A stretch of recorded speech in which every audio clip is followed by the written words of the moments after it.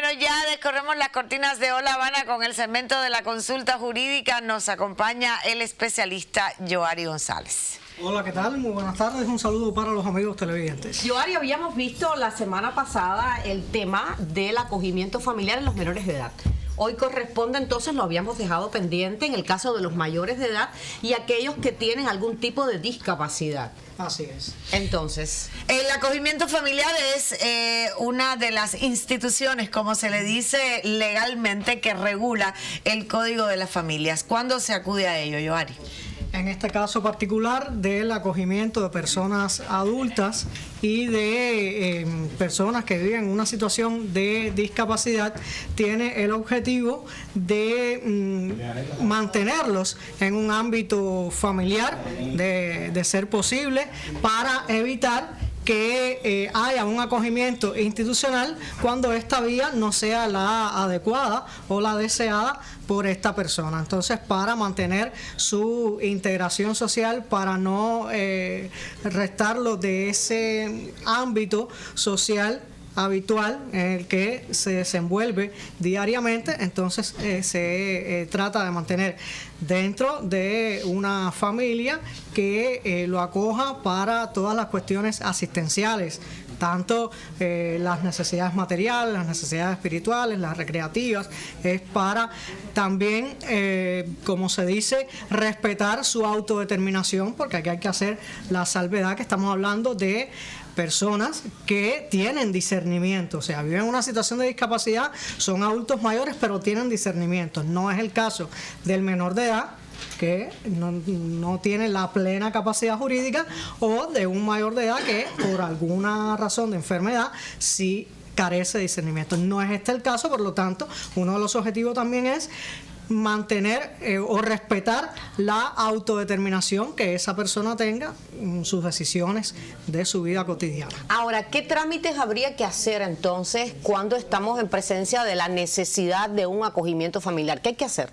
Se establece como requisito de forma instrumentar el acogimiento familiar mediante una escritura pública notarial, es decir, se acude al notario y el contenido de esta escritura pública es referido a en qué condiciones se va a desempeñar ese acogimiento, qué duración va a tener, las cuestiones primordiales de dónde se va a desarrollar, es si en la vivienda del acogido o en la vivienda de quien acoge, porque puede ser en una o en otra vivienda. Si el acogido tiene alguna vivienda de propiedad personal, bueno, puede desempeñarse el acogimiento ahí, pero puede ser que el acogido vaya a la vivienda del que lo acoge. O sea, todas estas cuestiones se hacen constar en la escritura pública, que es el instrumento jurídico donde van a quedar plasmadas todas estas cuestiones referidas al acogimiento familiar de adultos mayores o de personas que viven en situación de discapacidad. Ahora bien, Yoari, ¿qué requisitos debe reunir la familia de acogida para recibir en su seno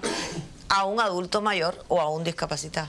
Sí, estamos hablando de que una persona que acoge pueda acoger a dos personas al mismo tiempo, o sea, que pueda haber una pluralidad de sujetos en una o en otra parte o en ambas partes, es decir, puede ser que dos personas sean las que acojan a una o sean las que acojan a dos, o puede ser que una sola persona acoja a dos, y entre ellos debe haber una armonía en la convivencia, de manera tal que si esa armonía se rompe, si es difícil la convivencia, esta sería una de las causas que implicarían el cese de ese acogimiento. Por supuesto que no existan intereses antagónicos entre acogido y persona que acoge, y como habíamos explicado la semana anterior, no es el cumplimiento de todos estos deberes como si fuera un hijo acogiendo a su padre, aunque es menester explicar también que no necesariamente tiene que existir un vínculo de parentesco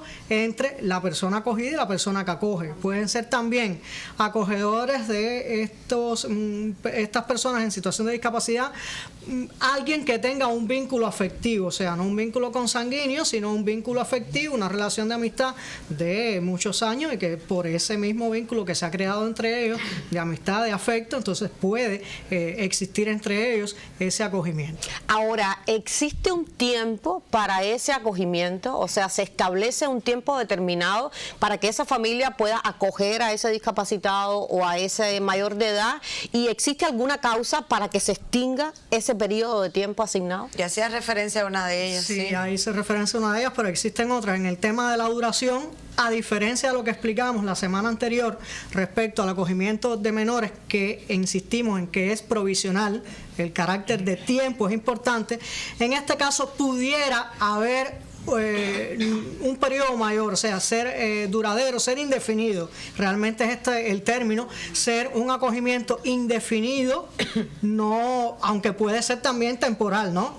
Pero esta es la diferencia con el acogimiento que explicamos la semana anterior. Y por supuesto, la muerte o la declaración de presunción de muerte de una de las partes del acogido o de la persona que acoge es una de las causas que motiva el cese de este acogimiento, como había dicho, el incumplimiento de alguno de los deberes, o incluso de forma unilateral una de las partes puede desear no continuar con el acogimiento, pero también existe el mutuo acuerdo, es decir, todas las posibles posiciones que pueden haber en este sentido.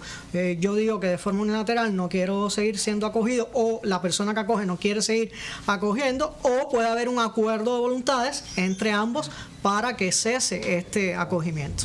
Muy bien, muchísimas gracias, Yoari. Regresamos entonces la próxima semana. Nos adelantas el tema. Para la próxima semana vamos a hablar sobre el pacto de alimentos voluntarios, algo que también tiene relación con este tema del acogimiento, es decir, es como una continuidad del tema, pero enfocado específicamente en el pacto de lo que se considera alimentos en sentido jurídico. Así que los detalles el próximo miércoles. Recuerde que si de leyes desea conocer, la sección jurídica tiene que ver. Creo que te han hecho lo mismo que nos hace a nosotras. Esto es muy estimulante. Seguro que sí. Casi te asustaste, creo que te asustaste.